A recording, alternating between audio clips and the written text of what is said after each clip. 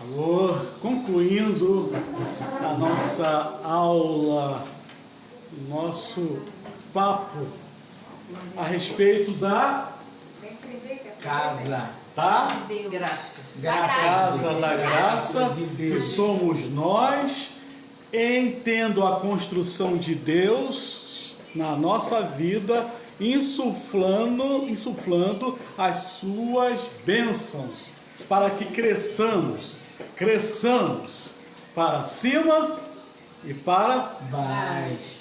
porque aquele que não se humilhar não será exaltado. Aquele que não negar-se a si mesmo não pode ser discípulo de Jesus. Em sendo discípulo, precisa negar o seu ego. Aquilo que no seu coração impede a ação de Deus no sentido do crescimento para baixo e para cima, para que a casa jamais seja destruída. Amém. Então nós estávamos aqui falando sobre a voz do que clama do deserto.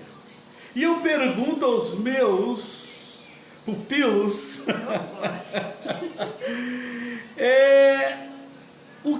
isso é simples. O que João Batista veio fazer aqui na terra concernente à pessoa do Senhor Jesus Cristo? Veio anunciar a vida.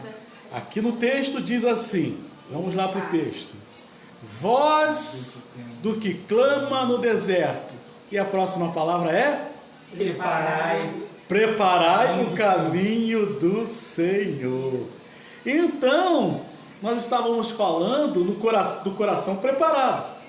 Lá no Salmo 57, 7. Preparado está o meu. Você pode falar isso? Ou você poderia dizer... Na dela tinha, no preparado. Podemos dizer, preparando o nosso coração. No gerúndio, no andamento da ação de Deus, a fim de que sejamos uma casa da graça. A fim de que sejamos um templo com plena atuação do Espírito Santo, fazendo de nós uma casa perfeita. Lembra daquela musiquinha de criança?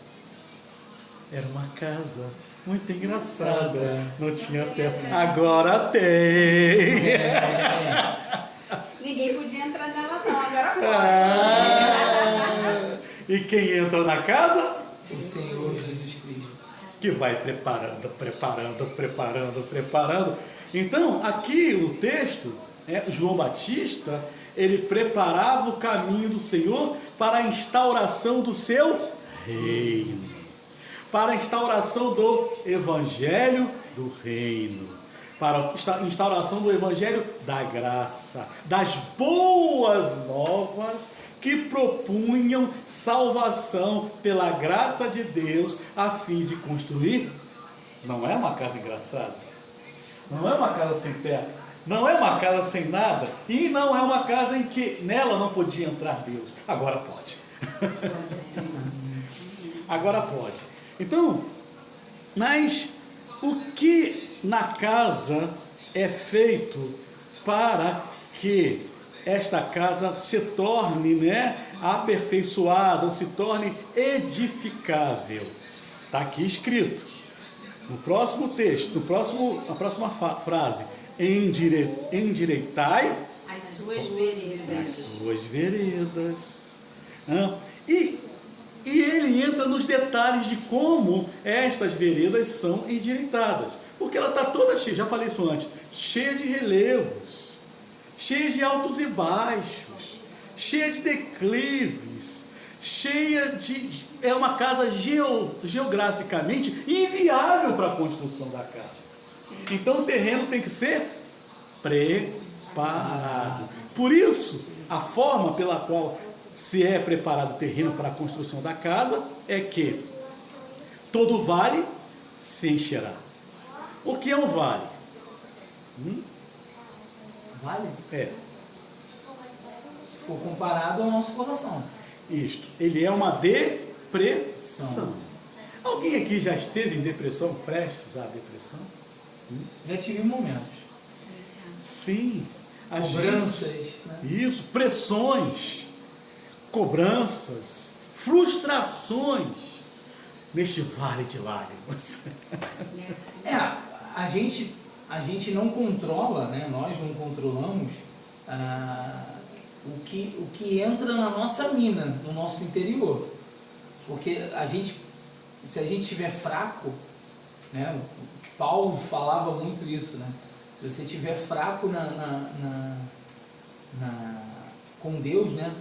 Na fé, coisas boas e ruins podem entrar que você não tem uma proteção.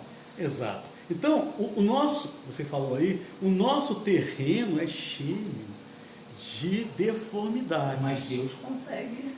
Por isso, endireitará o caminho tortuoso. Aqui, vamos continuar o texto. Todo vale se encherá, isto é, todo vale vai ser nivelado. E a depressão, ela vai ser debelada.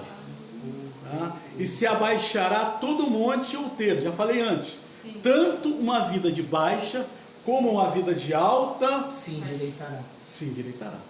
Ok? Mais aqui, o texto continua, né? E o que é tortuoso como diz o texto, endireitará. E os caminhos escabrosos se aplanarão. Olha, Se nivelará. eu já passei por cada caminho. Vou te dizer uma coisa. Eu já passei por cada situação. Agora digo a vocês, sem Jesus aplanando, sem Jesus nivelando, fica muito difícil. É impossível. Então, a casa está sendo preparada, ainda não estamos nem no da base. E a gente vai concluir com isso, tá? A gente está preparando o terreno. Porque isso é uma sequência, tá? É claro que vocês podem estar já com o terreno preparado, tá? Mas a sequência é essa. E na medida em que o Senhor aprofunda a sua obra na nossa vida, mais obstáculos Ele tem em nós. Porque nós temos a nossa vida humana atordoada ou dificultada por nós mesmos. E a cada dia que se passa, a gente vai encontrando mais defeito. O tempo de hoje é mais rápido do que o tempo de antigamente. A gente trata o tempo a gente está sempre correndo. Então, Né? a O Bíblia... tempo é uma dificuldade para a gente. Eu vou concluir daqui a pouco, é só passar esse tópico aqui, mas eu devo dizer o seguinte: a Bíblia diz o quê? Lâmpada para os teus pés é a tua palavra e luz para o meu caminho. Você anda... Excelente poema. Tá, pode fazer. Você anda assim? Não, eu não ando assim. Eu ando com a cabeça erguida. E você está vendo o que está acontecendo no chão quando você anda com a cabeça erguida? Normalmente não. Tá? Mas a palavra, ela ilumina onde você não consegue ver. As ciladas, ou os animais, os áspides, né? As cobras, os animais, que andam sorrateiramente. Quando Adão pecou, né? E a representação do diabo, né, pela serpente, o que aconteceu? Ela passou a rastejar. E a Bíblia diz que a serpente picou o calcanhar de Jesus e ele pisou a cabeça dela. Então, nesse mundo, a parte rasteira, vamos dizer assim, e a parte mais baixa, né, vamos falar isso analogicamente, a parte mais baixa é onde mais o inimigo opera. Não é? E você às vezes nem vê. Sim. É pego de surpresa. Porque ele vem sorrateiramente tentando te atrapalhar. O lugar dele é nas partes mais rasteiras. As pessoas que vivem mundanamente, elas vivem nas partes mais baixas. E às vezes você é pego, ou há uma tentativa de te pegarem com uma armadilha. E qual é a solução para estas situações nas quais tentam nos pegar sorrateiramente e nos derrubarem, até com uma armadilha? Jesus pisou na cabeça. Ele mostrou como faz. Porque Ele é a nossa base. Ele está nós estamos sobre Ele, firmados na rocha eterna. E mesmo que venham sorrateiros ardis, serpentes venenosas se arrastando no chão, escorpiões, né, se arrastando pelo chão, tentando no deserto, né, conforme aconteceu, né, os hebreus estavam andando pelo deserto e vieram víboras e saiu matando um monte de gente. O que Moisés fez? Moisés construiu uma serpente, né, e quem olhasse para aquela serpente seria curado. Agora, por que serpente? Na haste, conforme diz